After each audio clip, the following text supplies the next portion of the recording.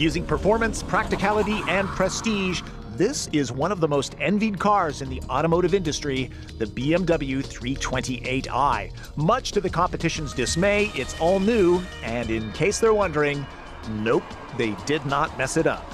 This is a very important car for BMW. Consider this, they sell what, 9 distinct different models, and even though the 3 Series is not the most affordable, it is by far the most popular.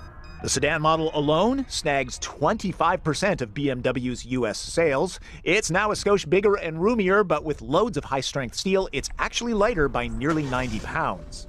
Less mass and more power is a good thing. 0 to 60 happens in just under 6 seconds. Pretty darn brisk. 328s are powered by a 2-liter 4-cylinder with twin-scroll turbocharging. It pumps out 240 horsepower, drinking premium fuel. With direct injection, it has a bit of a diesel sound to it. Gear changes are made with an 8-speed automatic. Move the unique joystick forward for reverse, back for drive. Manual mode? Of course. Ah, the international sign for fun. No real turbo lag. The 3 has always been about handling, and the 328i is terrific. It is different from the outgoing model, though. Steering effort is lighter, and it seems like there's less road feel. The well-balanced chassis dynamics and the firm but never harsh ride quality are exceptional. In other words, it's a BMW, it's a 3 Series. What else are you going to say? Like most modern cars, the transmission aggressively upshifts for better fuel economy. It's great fun on a curvy country road, and excellent brakes mean you'll never miss a scenic view. The EPA rates 328i at 23 city, 33 highway, a significant increase. To keep things efficient, BMW has added auto start-stop function. It shuts the engine down much like a hybrid. Come to a complete stop, and I do mean complete stop. There, it's now shut down. Now when I take my foot off the brake or turn the steering wheel a little bit, automatically restarts. With a little bit more of a jolt than expected, it can be turned off. So it's not completely annoying. It won't shut off again until the car reaches 10 miles an hour. The 3 Series is available with different packages that change the ambiance of the cabin. My tester is the Modern, and it gets unique trim and, a very different wood. Yes, it really is wood. Other than that, the materials are of premium grade. Leather seats are very comfortable, supportive, and heated. Lightly brush the radio buttons, and there's a preview of the station. The steering wheel is heated. This is a BMW. That means there's iDrive. Now, either they've improved it quite a bit, or I'm just getting used to it. The knob and surrounding dedicated buttons are pretty intuitive and consistent. It's easy to call up all sorts of info on the large display. Also, the driving dynamic can be changed not just to sport, with different throttle response and transmission mapping, but a more fuel-efficient Eco Pro mode. One of its features is a speed limiter. Optional cameras on the exterior create different angles, including a bird's eye view that fascinates passengers. The 3 Series, never really known for a roomy backseat. What do you say? It's not bad back here. Really? Really. The seats themselves very comfortable. There's certainly enough leg and foot room here. Check it out. There's heat and a power port to charge my phone, an armrest to make me all comfy, and a place to put my Coke. Now, the drive shaft's a little big. There are belts for 3. I'd say keep it to 2. Hey, you know, I got an email. Someone was asking why you don't do a car review. How do they know I haven't already? How do you know?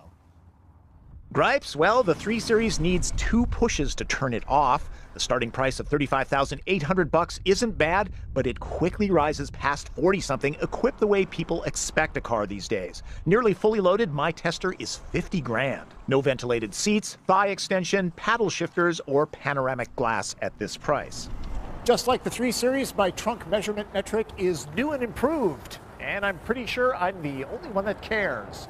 The previous generation 3 held 5 packs of TP. That's 1 short of average for a mid-sized sedan.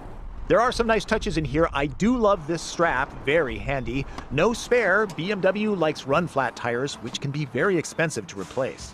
The new 3 doesn't hold any more bundles, though given the extra space, I'll rate this one at 5.5. The split back seat is very flexible, great for carrying skis or 2x4. Considering the 6th generation 3 Series is around 3.5 inches longer and an inch and a half wider, it's closing in on what used to be 5 Series territory. The new set of clothes is more grown up, purposeful, and conservative. It's been completely debangled. I like the furrowed brow, and of course, it wouldn't be a BMW without the Hofmeister kink. 328's larger size and fuel efficiency mission give it a different dynamic than the previous generation. It's still fun in the corners, but it feels more mature now. In the end, the BMW 328i remains an impressive car, one that stays current with the times. By the way, one of the things that you're paying for with any BMW is service and maintenance. All of it is included for 4 years or 50,000 miles, so that helps to keep the budget in check. Kinda sorta, this is not an inexpensive car. As you probably know, there is also a more powerful 335i. It gets a 3-liter inline 6-cylinder with twin-power turbo technology, which makes 300 horsepower. It starts at around 43 grand. And in case you're wondering, BMW's own stats say the 335i is half a second quicker in the 0 to 60 department. I have not driven it yet. The armchair engineer in me wonders how the handling is affected by putting more weight in the nose. The 328 has a near-perfect 50-50 balance, the 335 only slightly off at about 51-49.